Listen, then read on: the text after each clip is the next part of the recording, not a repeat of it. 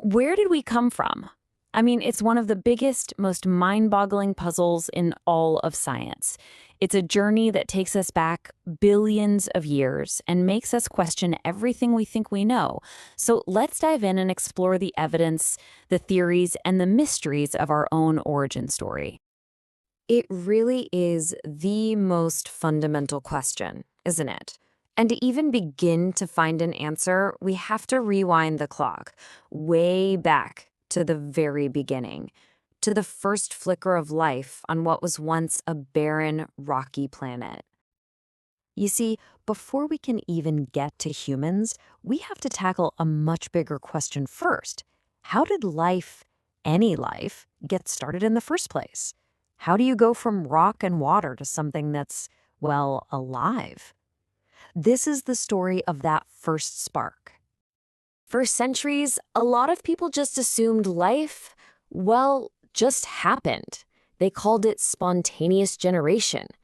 It sounds crazy now, but a scientist in the 1600s literally published a recipe for creating mice that involved a sweaty, dirty shirt and some wheat. He thought human sweat was the secret sauce. Today, the leading scientific idea is called abiogenesis. It's a bit similar, life from non-life, but way more scientific. Think of early Earth as a giant chemical soup, getting zapped by lightning over and over, until those simple chemicals started linking up to form the very first building blocks of life. Okay, so that's one theory. But what if that initial spark wasn't even from Earth? That brings us to this really cool idea called panspermia. The theory here is that life, or at least its essential ingredients, is actually common throughout the universe, and it just hitched a ride to a young Earth on a meteorite or a comet. Basically, we might all be aliens. And before you write that off as just sci-fi, there's some pretty compelling evidence. We found the basic organic molecules needed for life just floating around in space. A famous meteorite that crashed in Murchison, Australia, was packed with amino acids, including all the ones essential to life here on Earth. And you gotta remember, the universe is about 9 billion years older than our planet. That's a whole lot of extra time for life to get going somewhere else first.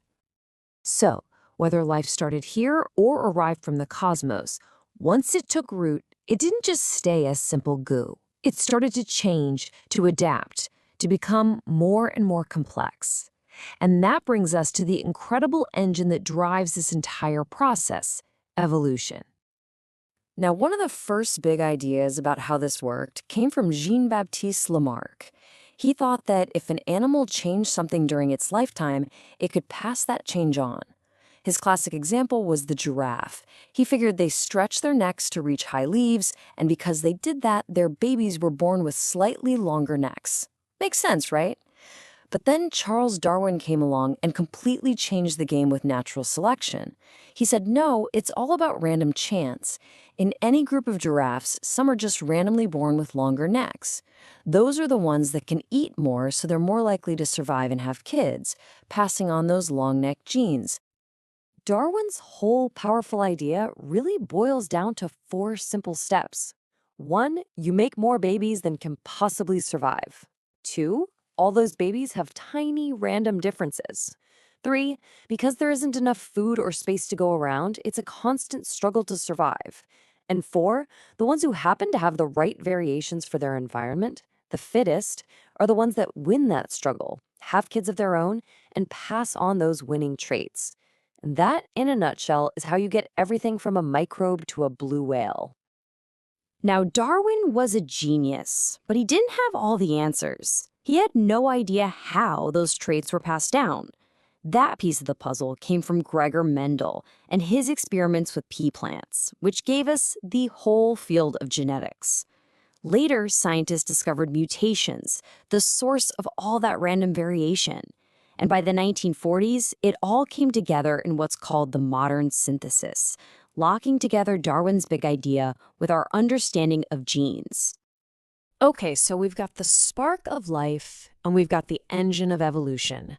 Now let's zoom in, way in, on our own little branch of the tree of life. Let's talk about us. The story that all the evidence points to is called the out of Africa model. The idea is that our species, Homo sapiens, first appeared in Africa a few 100,000 years ago. Then, in a series of waves, small groups began to migrate out and spread across the entire planet. It's actually incredible. Geneticists have been able to trace the maternal ancestry of every single person alive today back to one woman who lived in Africa. They call her a scientific Eve. But here's where the story gets really juicy. As our ancestors moved out into Europe and Asia, they found out they weren't alone. There were other kinds of humans already living there, like the Neanderthals and the mysterious Denisovans. And for a long time, we thought our ancestors just outcompeted them. But now, thanks to genetics, we know something amazing happened. They didn't just meet, they interbred. And get this isn't just some ancient history. It affects you right now. If your ancestry comes from anywhere outside of sub-Saharan Africa, you have Neanderthal DNA in your genome. On average, it's about 2%. It might not sound like much, but it's a real, tangible piece of our long-lost relatives living on inside of us. It's like a ghost in our own machine. So what did we get from them? Well, it's a mixed bag. Some of that Neanderthal DNA is linked to a higher risk for things like type 2 diabetes. But on the flip side, a gene variant we picked up from the Denisovans is what allows people in Tibet to thrive in high-altitude environments. So if we were mixing with them, why are we the only ones left? The leading theory is that even though our brains were about the same size, the Homo sapiens brain was just wired a little differently, giving us a cognitive edge that made all the difference. All right, so that's the mainstream scientific story. It's a pretty epic tale. But the search for our origins has also led people down some much wilder paths. So let's get weird for a minute and look at some fringe theories. First up, what if we used to be mermaids? Okay, not really, but the aquatic ape hypothesis suggests that things like our lack of fur and our ability to walk upright come from a time when our ancestors lived a semi-aquatic life. It's a fun idea to think about, but to be honest, there's just no real fossil evidence to back it up. So, from the water to way out there in the stars, there's the ancient astronaut theory. This one proposes that aliens visited Earth thousands of years ago and either gave human civilization a jumpstart or that they're literally our ancestors. And the proof people point to are things like the Great Pyramids or the massive Nazca lines in Peru. The argument is basically, how could ancient people possibly build these things without help? Now, archaeologists are pretty confident that human ingenuity alone explains it all. But you have to admit, the mystery is what keeps the idea so popular. And now for the last one, the most mind-bending of them all. We've talked about origins from chemistry, from space, from aliens, but what if our origin isn't physical at all? What if our entire reality is just a computer simulation? Yeah, I know, it sounds straight out of the Matrix, but it's an idea that a lot of very smart people, from philosophers to Elon Musk, take pretty seriously. The logic is all about statistics. If any civilization ever gets advanced enough to create a perfect simulation of reality, they won't just create one, they'll create billions. So the odds of us being in the one base reality versus one of the countless simulations are not in our favor. So, wow, from a lightning strike in a chemical soup to ancient travelers from the stars, to the thought that maybe we're just code in a giant computer. The search for where we come from is a fundamental part of what makes us human. It forces us to figure out who we are. But after all that looking back, it also makes you ask the next great question. Now that we're here, where are we all going? This isn't just some crazy sci-fi plot. It's a really fascinating thought experiment. I mean, what if we all just disappeared? Poof, in an instant. What would our legacy actually be? What happens to this whole incredible, complicated world we've built when there's no one around to flick the switches and keep it all running? Well, let's find out. We're going to journey through the timeline of an Earth without us. So first, you've got to ask, how could something like this even happen? I know, it sounds impossible, but mass extinctions are kind of the rule, not the exception in our planet's history. Get this, something like 99% of all species that have ever lived are extinct now. The dinosaurs, they ruled this planet for millions of years, and then in what was basically a cosmic blink, they were gone. So our own disappearance, it's actually totally plausible. So what could be the trigger? Well, the universe has plenty of ways to knock us off the board.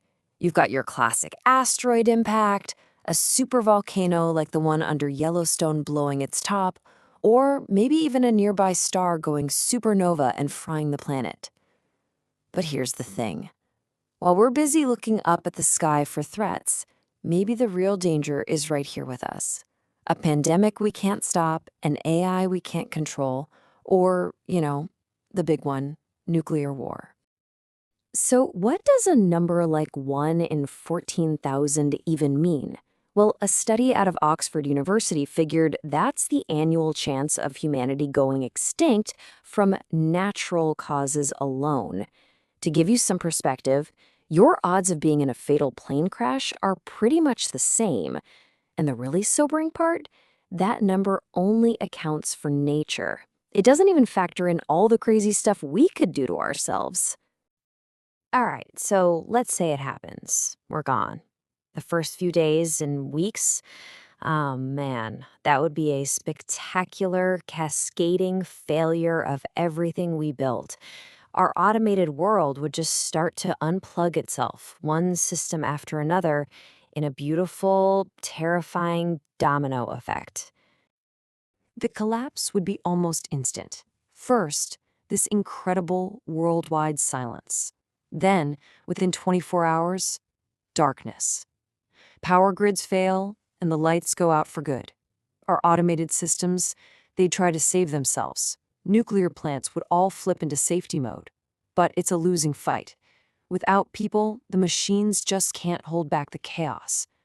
After only 2 weeks, the cooling water in those nuclear plants boils away, and that triggers meltdowns on a global scale. We're talking hundreds of Chernobyls, poisoning whole continents for thousands of years. Okay, so after the fires and the meltdowns die down, a much quieter, slower force begins to take over. And that's nature. At first, it's slow, but then it builds this unstoppable momentum. The wild just starts to erase us, reclaiming every inch of our world over the next few hundred years. And all those things we built to last forever, yeah, they basically become nature's new playthings. The Mona Lisa's famous smile, which we protected behind bulletproof glass, it gets erased by tiny beetles in about 100 years. The Golden Gate Bridge, this absolute icon of human engineering, just gives up to rust, and its cables snap after about 200 years. And by year 300, our proudest skyscrapers are just these twisted metal skeletons collapsing back into the earth they once towered over. But, in the middle of all this epic decay, there's one human creation that might just survive. And honestly, it's hilarious. Experts think that the classic Christmas fruitcake, because it's so soaked in alcohol, which acts as a preservative, could stay perfectly edible for centuries. Can you imagine? An unexpected and, let's be honest, kind of weird culinary time capsule. Our cities, they'd all face different fates based on where they are. The coastal ones, like London and Amsterdam, which were built on land stolen from the sea, well, the sea would take it right back once our pumps and barriers fail. They'd just flood. Meanwhile, inland cities like Atlanta would get swallowed by plants. Invasive species like the kudzu vine, which can grow like a meter a day, would turn our concrete jungles into actual literal jungles. Okay, now let's take a truly enormous leap forward. 50 million years. This is where things get really, really wild. With humans out of the picture, evolution is completely let off the leash. What kind of bizarre, incredible new life forms might emerge to take the throne we left empty? Scientists have kind of imagined two main paths this could go down. One is an age of monsters, where evolution just goes nuts and creates creatures straight out of a nightmare. The other path? The dawn of a new intelligence, where our closest genetic cousins, the chimpanzees, maybe get a second shot at walking the path that we once did. So what would evolution cook up with a totally blank slate? Well, paleontologist Dougal Dixon imagined a world of monsters. Picture this, a tortoise called a tauropan that weighs 150 tons, heavier than the biggest dinosaurs. Or imagine predatory bats, death gatherers, hunting in broad daylight, a 4-meter fish that kills its prey with a 1,000-volt electric shock. And then there's the giant bumblebee, an insect the size of a dove that lands on dead animals and literally explodes its own abdomen to release its babies. I mean, this isn't just a new world, it's a total rewrite of the rules of biology. But what if intelligence wins out over brute force? Without us around, chimpanzees would face all new pressures. Maybe the need for better tools leads them, by sheer accident, to figuring out fire. Then, maybe they notice that seeds they drop near their camp grow into food. And boom, you have an agricultural revolution. Suddenly, they need to plan, to cooperate, to share complicated ideas. And over thousands of years, those grunts and gestures could evolve into a real language, laying the groundwork for a brand new civilization to rise right from the ruins of ours. But even after all that time, after millions of years, would every single trace of us be gone? Well, not quite. A few ghostly echoes of who we were would stick around, etched into the planet and drifting out in the cosmos. These are our final, most long-lasting monuments. Okay, jump forward 100,000 years. Glaciers have carved up the continents, the world map looks totally different. And yet, the granite faces on Mount Rushmore, even though they'd be scarred by wind and ice, would still be recognizable. Just the silent, stubborn reminder of a species that decided to carve its own face onto a mountain. Now, dig down into the rock layers a million years from now. You'd find this really weird scar running through the geology. Scientists call them technofossils. They're not bones, no.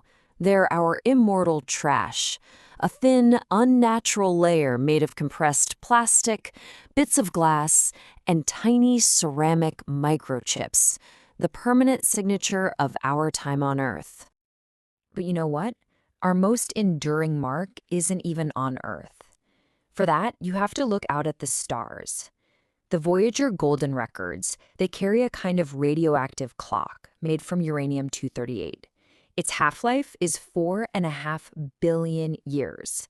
That means it would take the entire current age of our planet just for that clock to tick down halfway. Just stop and think about what that really means for a second. Our most lasting legacy isn't a pyramid or a skyscraper, it's a tiny little spaceship wandering through the endless void. Voyager will outlast our planet, it will outlast our sun, it will even survive our galaxy smashing into the Andromeda Galaxy. It is our ultimate message in a bottle, a final, quiet testament that for one brief moment in cosmic time, we were here, we had dreams, and we reached for the stars. So this whole journey through a world without us, it all comes back to one simple but really powerful question. Seeing how the Earth heals and adapts and just moves on in our absence, it really forces you to look at our presence. It's a reminder that this planet will be just fine with or without us. The choice we have right here, right now, is what kind of world do we want to be a part of while we're still here? Sounds like a pretty simple question, doesn't it? But the answer? Well, the answer takes us to a totally forgotten chapter in Earth's story, a time when the rules of life were completely different, and the planet itself looked more like something from science fiction. All right, let's just dive right in. We're going to wind the clock way back about 350 million years to a time we call the Carboniferous period. And I want you to forget everything you think you know about prehistoric jungles. This wasn't that. This was a world of steam and shadow and giants. So, what was the secret to this bizarre world? It all comes down to this number, 35%. That was the oxygen level in the atmosphere. To put that in perspective, today it's about 21%. This super oxygenated air was like a performance-enhancing drug for the entire planet, and it supercharged life into these absolutely colossal forms. And, I mean, you just have to look at what was crawling around. We're talking dragonflies, Meganura, the size of an eagle, with a 30-centimeter wingspan. Millipedes, like Arthropleura, that were 3 meters long. That's as long as a car. Even the plants were monsters. You had trees soaring 50 meters into the sky, with bark that looked like reptile scales. And maybe the weirdest thing of all, fungi. Fungi called prototaxites that grew as tall as a 2-story house. It wasn't just a world of giant animals, it was a world of giant everything. But, a world like that, it just couldn't last forever. The Earth never stays still. The continents, which had been drifting apart for ages, started crashing back together, forming one enormous supercontinent, Pangaea. And as they all merged, that steamy, swampy, high-oxygen world of the Carboniferous began to dry out. And this transformation was just dramatic. Seriously, the planet went from being a global swamp to a global desert. Oxygen levels dropped, so those giant insects just couldn't survive anymore. This new, harsh, arid world was perfect for a different kind of animal, one that was much better equipped for life away from the water. Yep, the reptiles were about to take over. And the reptiles that rose to power were incredible. You had creatures like Dimetrodon, which, by the way, is totally not a dinosaur, even though it looks like one. That spectacular sail on its back wasn't for show. It was a biological solar panel, letting it warm up way faster than its prey. And then there was the Gorgonopsia.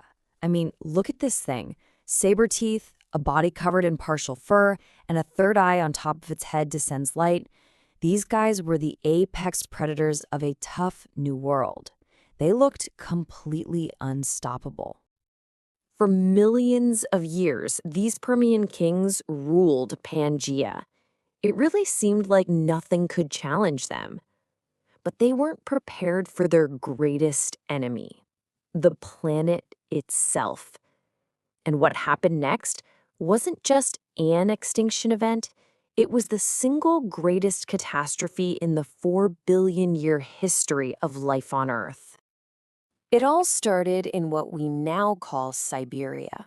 Volcanoes began to erupt on a scale that is just hard to imagine, and they didn't stop for thousands of years.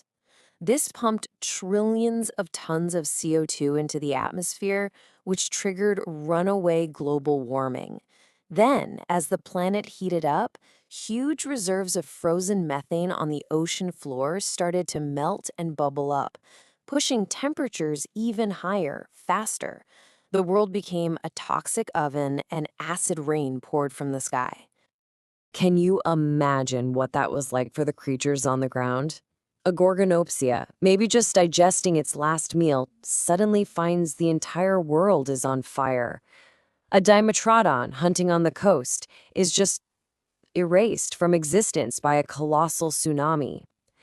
The kings of the Permian were simply overwhelmed by the planet-wide chaos. The result of this chain reaction was devastating. 95%. That's how much of all life in the oceans was completely wiped out, gone, forever. It is the closest life has ever come to being totally extinguished. On land, things were terrible. About 70% of species vanished. But in the sea, it was a near total wipeout. Only 5% survived. Life on Earth was basically pushed all the way back to square one. The planet had hit the reset button. Hard. After all that fire and acid rain, the world was a ghost planet, a desolate, low-oxygen hothouse. For millions of years, it was a world that seemed totally hostile to any kind of complex life. But even in this wasteland, a few survivors clung on. The period right after the Great Dying is called the Triassic, and it was a brutal world. The few creatures that made it through had spent their lives living in the shadows of those Permian giants. But you know what happens when the kings are gone, right? The world is suddenly up for grabs. So, two main groups of survivors turned out to be the most important. First up, the cynodonts. They were small, kind of furry, warm-blooded, and they could hide from the harsh conditions by burrowing underground. And get this, they're our ancestors, the great-great-grandparents of all mammals, including us. The other group was the archosaurs, the ruling reptiles. These guys were built for this new, difficult world. Now, out of this group of archosaur survivors, one particular branch would go on to conquer the entire planet for an unimaginable length of time. So how did they do it? How did these first, humble dinosaurs manage to win the wasteland? Okay, so they basically had this evolutionary toolkit that was perfect for the Triassic. First, their legs were directly under their bodies, not splayed out to the side like other reptiles. That made them way faster and more efficient runners. Second, they developed these incredibly efficient lungs with special air sacs, which let them pull more oxygen out of the thin air. And third, they had hard-shelled eggs that could survive in the dry, arid climate. So while our little furry ancestors were basically hiding out in burrows, the dinosaurs used these unique traits to their full advantage. The Great Dying had created a massive power vacuum, an empty world just full of opportunity, and the dinosaurs were perfectly engineered to fill it. They just exploded in size, shape, and number. And that's really the great paradox here, isn't it? The single most destructive event in the history of life was also one of the most creative. It didn't just end one chapter. It violently cleared the stage for the next one, allowing a whole new set of characters to take over. And that just leaves you with this one incredible thought. Without this apocalypse, the Permian reptiles might have just kept on ruling. The age of dinosaurs might never have happened. And if the dinosaurs had never risen, well, they never would have fallen, which means they never would have left the world for our tiny mammalian ancestors. The worst day in Earth's history might be the only reason you and I are here today. Kind of mind-blowing, isn't it?